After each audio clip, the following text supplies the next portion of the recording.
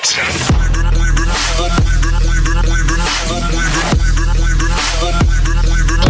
aynıydım, değişmedim, küstahlığımı hiç gizlemedim. Size beni dinlemeyin dedim, dinlediniz. Hiç dinlemediniz, hep dinlediniz. Rap sikimde değil, bana bel bağlama. Ben Musa gibi direnirken rağlara rapinizin askerleri biat ederler. Karunlara çıkıp ekranlara zaten hiçbir şey diyemezsin. Bana ayet paylaşan arkadaşları ısrarla destan yazarken nikahsız ilişki yaşadıkları kezbanlara. Ben pisliğin tekiyim, siz de öyle ama siz bunu söyleyemezsiniz. O tarzı aşağılayıp çivi gibi şeyler yine yapacağım. Çok seveceksiniz, ekmeksiz kalacak üzünlü rapçiler. Bilmem kaç sene uğraştım ben diyecekler. Çok benim emeğim. Sanat bulan ne emeği? İşçi misin, sanatçı mı? Seç birini. Taş mı taşıdın ibne? Klişeni sikeyim. Kes beşliği sal çek. Gör o zaman nasıl akıyor bakar tonlama her bir lirik. Ama yeteneksizsen eğer biz kime yaramaz? Crack ya da beat olmak dışında müptezel bir işsiz. Yani siktir et gidin bitches.